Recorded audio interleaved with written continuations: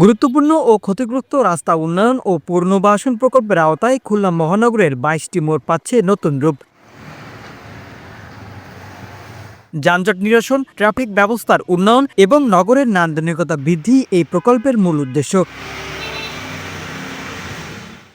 Khulna city কর্পোরেশনের বাস্তবায়নে ১১,৭৭,০০,০০০ টাকারও বেশি ব্যয় চলছে এই প্রকল্পের কাজ।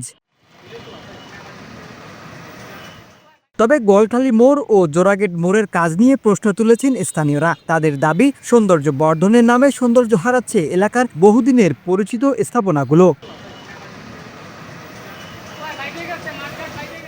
এখানেটা অতটা ভালো লাগে কেন, এখানে যেভাবে করা হয়েছে জিনিসটা দেখা যাচ্ছে না।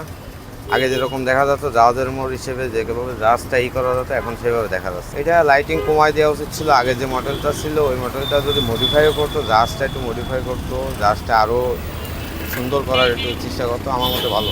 প্লেনটা যদি সুযত্ন করতো, এই এলাকার চারপাশ ঘিরে নিয়ে সুন্দর দেখা যেত, পার্কের মতো দেখা যেত। এখন লাইটিং করে কী হবে? লাইটিং শুধু রাত্রে জ্বলবে, রাত্রে কে দেখবে? চারপাশে একটা পার্কের মতন ছিল, লোকজন ঘোরাফেরা করতো, ওইটাই ভালো ছিল। এখন তো ভেঙে ছিল, লোক শুরু করে ফেলেছে। ২-৪ লোক দাঁড়ায় আশেপাশে, কোনো জায়গা নেই। কিছু কিছু ব্যক্তি মানে কারো চোখে ভালো লাগবে বা কারো চোখে খারাপ লাগবে, কারণ সবার তো আর মানে সবার রুচি বা সব কিছু তো সমান না। এখানে মানুষের দিনের হলো ম্যাক্সিমামটা হলো দিনের বেলা হলো মানুষ এখানে চলাফেরা করে, সেই হিসেবে আপনার দিনের সৌন্দর্যটাই হলো মেইন। রাতের সৌন্দর্য থেকে দিনের সৌন্দর্যটাই মেইন। এই কাজের ডিজাইন তৈরি করেছেন খুলনা বিশ্ববিদ্যালয় আর্কিটেকচার ডিসিপ্লিনের একটি টিম। বাস্তবায়ন করছে মেসার্স পারভেজ ট্রেডিং ও স্পেস কনস্ট্রাকশন নামের দুটি ঠিকাদারি প্রতিষ্ঠান। আমরা সবসময় এই মোড়গুলোর কাজে ডিসি ট্রাফিক সাহেবকে ইনভলভ করেছি, তার পরামর্শ সার্বক্ষণিকভাবে নেওয়া হচ্ছে। আপনার কাছ থেকে শুনলাম বিষয়টা, আমি আরবান প্ল্যানার, আর্কিটেক্ট যারা আছে সংশ্লিষ্ট তাদের সাথে পরামর্শ করে দেখব বিষয়টা। যদি মনে হয় যে না সত্যি সমস্যা হচ্ছে, এটা রিঅ্যারেঞ্জমেন্ট করা সম্ভব। এখনো যেহেতু কাজটা চলমান, গাড়ি যদি ওখানে ছবি তুলতে যায় ওখানে তো সমস্যা, এটা অ্যাক্সিডেন্ট হওয়ার সম্ভাবনা আছে যদি ছবি তুলতে যায়, এটা আমিও দেখেছি।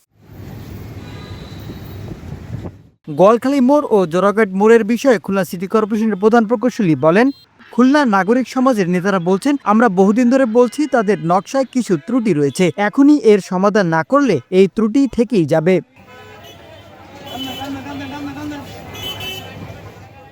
খুলনাতে আমরা জানি যে 11,77,00,000 টাকার 22টি স্পটে সৌন্দর্য প্রকল্প বাস্তবায়ন চলছে। এটা আমরা গোড়া থেকে বলছি যে এই সৌন্দর্য বর্ধন প্রকল্পের যে ডিজাইনের ক্ষেত্রে অনেক জায়গায় ত্রুটি রয়েছে, এবং সেখানে আমরা বলেছি যে এখানে অনেকটা বলা চলে যে পেশাদারিত্বের অভাব পরিলক্ষিত হয়েছে। আমরা টেকনিক্যাল বিষয়ে বুঝি না, কিন্তু একটা বিষয় যখন স্ট্রাকচার দাঁড়িয়ে যায় তখন কিন্তু সাধারণ মানুষ বোঝে এটা সুন্দর না অসুন্দর, ভালো হয়েছে না খারাপ হয়েছে। আর নামই হচ্ছে সৌন্দর্য বর্ধন প্রকল্প। নগরের উন্নয়ন সময়ের দাবি, তবে সেই উন্নয়ন যেন জনমত উপেক্ষা করে না হয়, এটাই প্রত্যাশা খুলনাবাসীর। খুলনার জোড়াগেট মোড় থেকে সাব্বির ফকির, আজকের পত্রিকা।